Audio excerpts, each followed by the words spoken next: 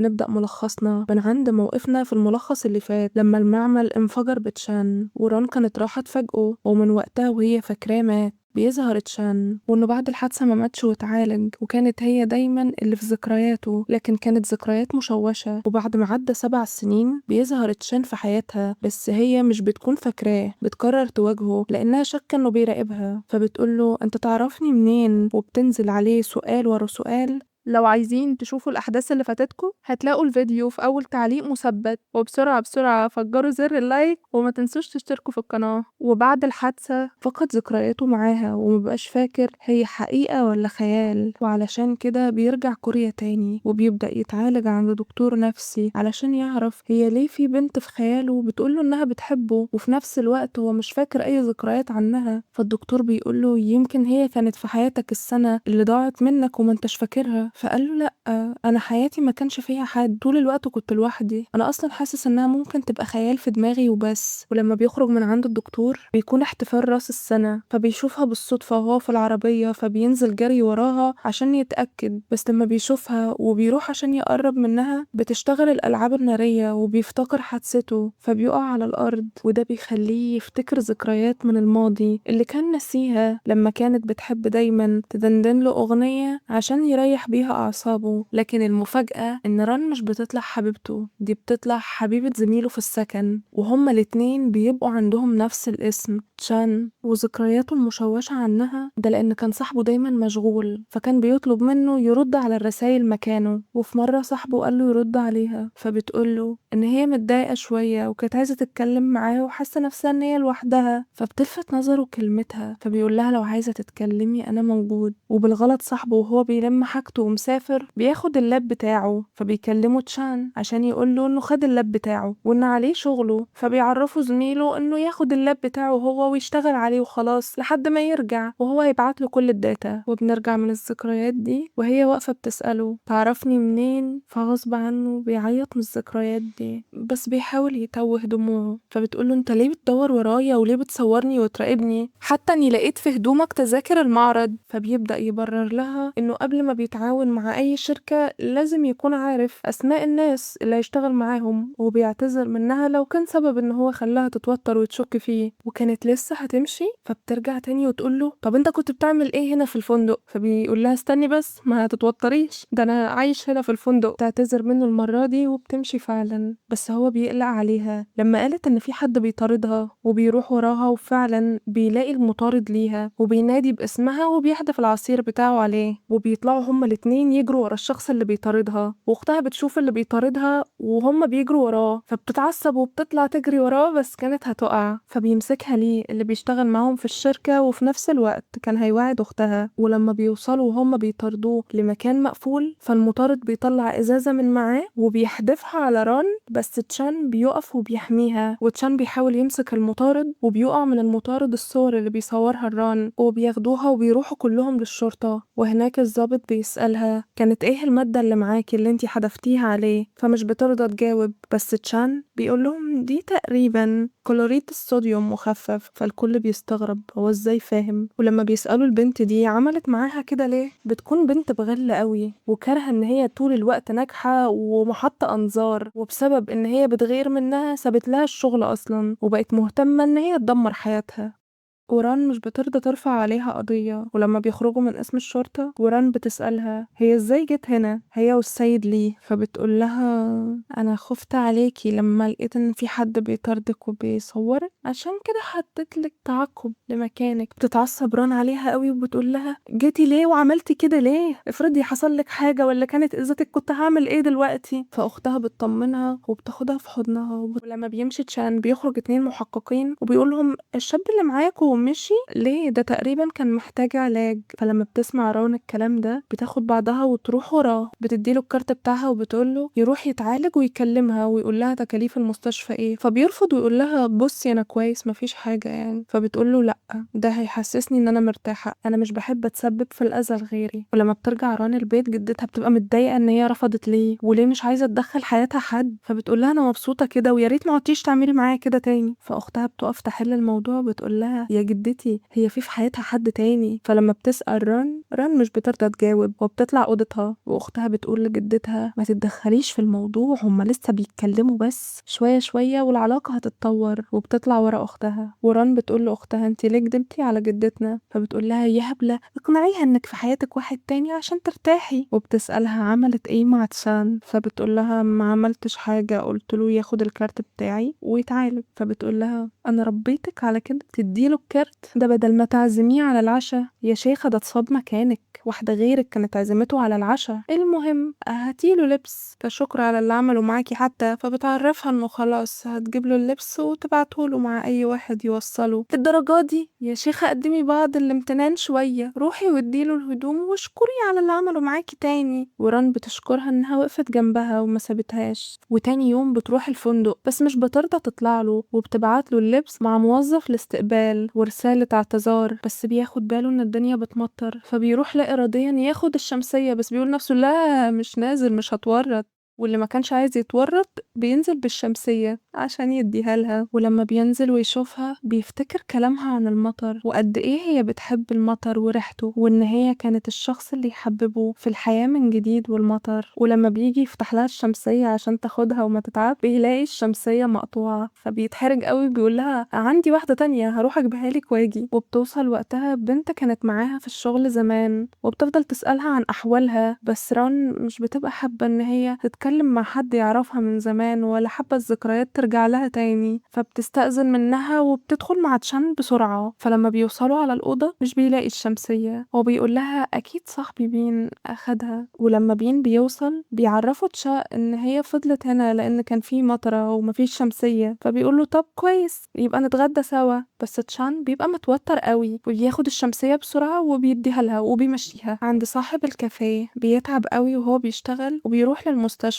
ولما ران بتروح له زي كل يوم بتتفاجئ ان هو مش موجود، فبتكلمه عشان تعرف هو فين. بس بيرد عليها واحد وبيقول لها انه تعب وراح المستشفى وياريت بس تهتم بالكلب وتقفل المحل. ولما صاحب الكافيه بيخف بيروح لبيت ران عشان ياخد كلبه، واول ما الكلب بيسمع صوته بيطلع يجري عليه على طول. ولما بتتكلم جدة ران وصاحب الكافيه مع بعض بيطلعوا ان هم يعرفوا بعض اصلا من زمان. في نفس الوقت ده ران بتروح الكافيه وبتتفاجئ انه تشان موجود هناك عند الجدة. صاحب الكافيه بيعرفها انه قابل ران من 7 سنين وكانت زعلانة قوي وبتعيط. تاني يوم ران بتروح الشركة وبتدي لجدتها ملفات بتكون كاتبة في ورقة فيهم بالغلط اسم تشان، وجدتها بتاخد بالها. فجدتها بتبص لها انا شاكة فيكي يا بت بس مش متأكدة. في غرفة الاجتماعات ران وتشان والجدة بيقعدوا يتكلموا عن التصاميم اللي ران هتعملها، والجدة عشان شاكة فيهم بتقول لهم خلونا نكمل اجتماعنا ده ونتعشى بالمرة. فتشان بيوافق وبيروحوا فعلا. والجدة بتبص لهم وبتقول لنفسها لايقين على بعض يا ولاد،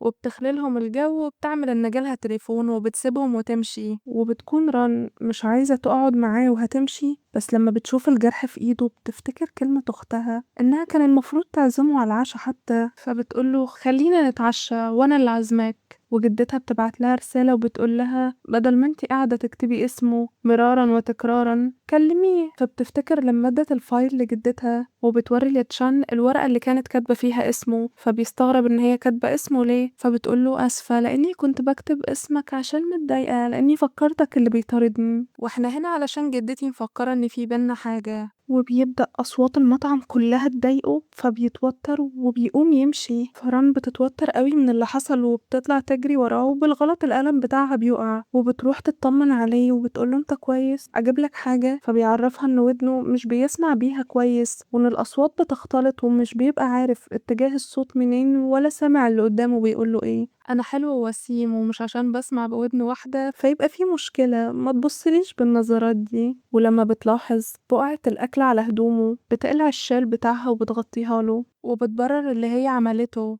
ما تفكرش ان انا عملت كده علشان زعلانة عليك او حاجة، انا بغطيها لك علشان انا مصممة ومش بحب الهدوم تبقى باينة بالشكل ده. فبيقول لها انت ليه بتعملي حاجز، شكرا على اللي انت عملتيه. وران بتبدأ تتوتر من مشاعرها الزيادة ناحيته وبتسيبه وتمشي عشان تجيب حاجتهم. تاني يوم في الشركة ران بيكون جالها برد ولما بتيجي تطلع القلم بتاعها مش بتلاقيه، وبتفضل ران مش مركزة طول الاجتماع غير إن هي تدور على القلم بتاعها، وبتفكر إنها ممكن تكون ضيعته في المطعم. فبتروح بسرعة على المطعم وبتسأل الموظف على القلم بتاعها وإن هو يدور لها عليه في قائمة المفقودات، فبيعرفها إنه مفيش حاجة، وبيروح وراها تشان، وبيبقى تشان واقف متضايق عشانها. فبيفتكر زمان لما زميله قاله إن هو مشغول وإن حبيبته ران عيد ميلادها قرب وعايز يديها هدية، بس هو مش فاضي يجيب لها حاجة، فممكن تجيب لها مكاني هدية مناسبة لبنت في ال20. وتشا وقتها هو اللي بيختار لها القلم بنفسه وبيكتب اسمها عليه. ولما بتطلع من المطعم بيسألها لقيت القلم، فبتقوله لا هدور عليه بعد ما الناس تمشي. ولما بيلاقيها بتكح بيقلع لها بقى هو الجاكيت وبيديهولها، وبيطلب منها ان هما يروحوا يقعدوا في مكان دافي، فبتقوله لا شكرا انا هتولى الموضوع بنفسي، امشي انت. فبيقول لها تتولي الموضوع بنفسك انك تفضلي واقفة هنا في البرد وتفضلي تكحي؟ ده مجرد قلم يعني. فبتقوله مجرد قلم؟ انت تعرف ايه عن القلم ده اصلا؟ شكرا. وبتقلع الجاكيت وبتديهوله. فبيقول لها خلاص همشي، وبيلبسها الجاكيت وبيمشي. وبيجي الموظف بتاع المطعم وبينادي عليها عشان تدخل تدور على القلم، وبعد ما بتدور للأسف مش بتلاقي برضو القلم، فبتبقى زعلانة قوي. وتشان بيرجع لها جري وبيقول لنفسه إن هو عايزها تبقى سعيدة، وزي ما هي ادت له الأمل لازم هو يرجعه لها. وتشان بيوصل لها قبل ما هي بتمشي وبيقول لها أنا آسف إن أنا كنت وقح معاكي، بس أنا فعلا هحس بالندم لو ما قلتلكيش كده. لازم نعيش ونفكر في المستقبل وفي اليوم اللي احنا عايشينه، وعلشان كده أنا قدامي 3 شهور وارجع للولايات المتحدة. خلينا نعيش ال3 شهور دول مع بعض وكأنهم آخر 3 شهور. وبيفتكر زمان لما كان بيحاول الانتحار لكن رسايلها منعته يموت، وبيقول لنفسه كنت السبب في حياتي بدل المرة 2، عشان كده لازم أرجعك لحياتك تاني. بس هي بتصدمه وبترفض، فبيحاول يتحايل عليها كتير بس هي برضه بتفضل مصرة على قرارها لأنها مش عايزة تتعلق بحد وترجع تتوجع تاني لما يسيبها. فبيقول لها انت ما عندكيش إحساس ولا رغبة ان انت عايزة تكوني معايا أو صديقة ليا حتى؟ فبتقوله لأ. فبيقول لها خلاص هحسسك بده، وتعالوا معايا أعرفكم شوية عن حياة تشان وإيه اللي خلاه يبقى كئيب. زمان مامته انفصلت عن باباه وهو كان لسه عيل صغير، ومامة تشان كانت بتحب ترسم وهو كمان طالع بيحب الرسم زيها، بس باباه كان شخص قاسي قوي، ومن كتر ما هو قاسي في حقه بيبعته للولايات المتحدة عشان يكمل دراسة هناك ويبقى شخص مخترع وعبقري زيه. بس للأسف بيكبر وهو برضه لسه عنده حتة إنه معاش مع مامته، ولما بينهار تشان وبيحس إن حياته خلاص ملهاش قيمة بيقرر الانتحار، وهي كانت الدافع إنه يكمل حياته.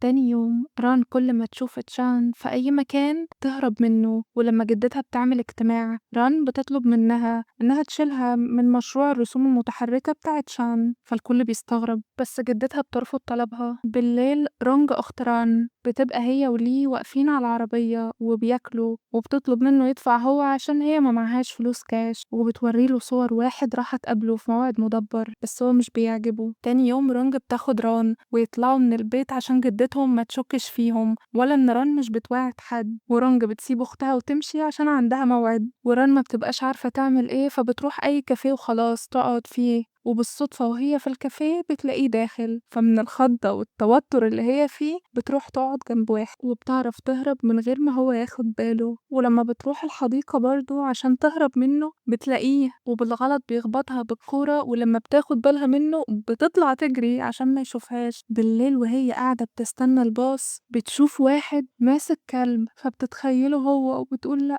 تاني، وبتلف وشها تلاقيه جاي وبينادي عليها. أتر إنها طلعت بتتخيله وبتسيبه وهو بيكلمها وبتمشي بسرعة، وكان للأسف في موتوسيكل هيخبطها بس هو بياخد باله وبيلحقها على آخر لحظة وبيطلب منها يروحوا المستشفى، بس هي بترفض وبتقوله لأ ابعد عني بقى، أنا بقيت متوترة ومش عارفة حتى أروح الكافيه اللي بحبه بسببك، أنا متعودة على حياتي كده ومش بحب فيها أي تجديدات، ابعد عني وسيبني في حالي. فبيتضايق بس بيطلب منها إن هما برضو يروحوا المستشفى وهو هيفضل جنبها ساكت ومش هيتكلم. ولما بتروح المستشفى بيطلع التواء بسيط وبيعملوا لها كبيرة، وفي أثناء ما ليه بيكون في مقابلة عمل في كافيه بياخد باله من الشخص اللي رانج عايزة توعده إن هو عيل كده مش سالك وماشي مع بنات كتيرة. وران وتشان بيروحوا قصر قديم عشان ياخدوا صور للشغل الجديد بتاعهم، وتشان بيجي ران وهو بيجري ولابس لبس قديم، وران بتبقى مستغرباه قوي. وتشا لما بيروح يغير هدومه ويرجع بيلاقي كل حاجات ران موجودة، لكن ران نفسها مش موجودة، فبيقلق قوي عليها وبيطلع يجري يدور عليها وبيلاقيها قاعدة في مكان لوحدها وزعلانة قوي، فبيروح لها جري عشان يعرف مالها، بس هي مش بتكون حابة تقعد، فبيعمل إن رجله وجعاه عشان ترضى تقعد، وبتبدأ تعرفه إن هي سمعت صوت حد بينادي عليها وحست إن الصوت ده شبه صوت مامتها، وبتكون افتكرت حادثة مامتها وباباها لما ماتوا قدام عينيها وهي صغيرة، وبتعتذر منه كمان علشان طول الفترة دي كانت بتعامله وحش وهو ملوش ذنب في اللي هي فيه. فبيحاول تشان يشتت تفكيرها عن الحزن وبيقول لها أنا نسيت شنطتي لازم أروح أجيبها. وشنطتك يا بنتي انتي ما نسيتيهاش؟ فبتقول له شنطتي، وبيطلعوا يجروا. في نفس الوقت ده رانج بتكون رايحة تقابل حبيبها، بس ليه بيمنعها وبيقول لها جدتك عايزاكي في المكتب دلوقتي. ولما بتروح عشان تشوف جدتها مش بتلاقيها. في الأثناء دي تشان بيكون واقف مع ران بيقول لها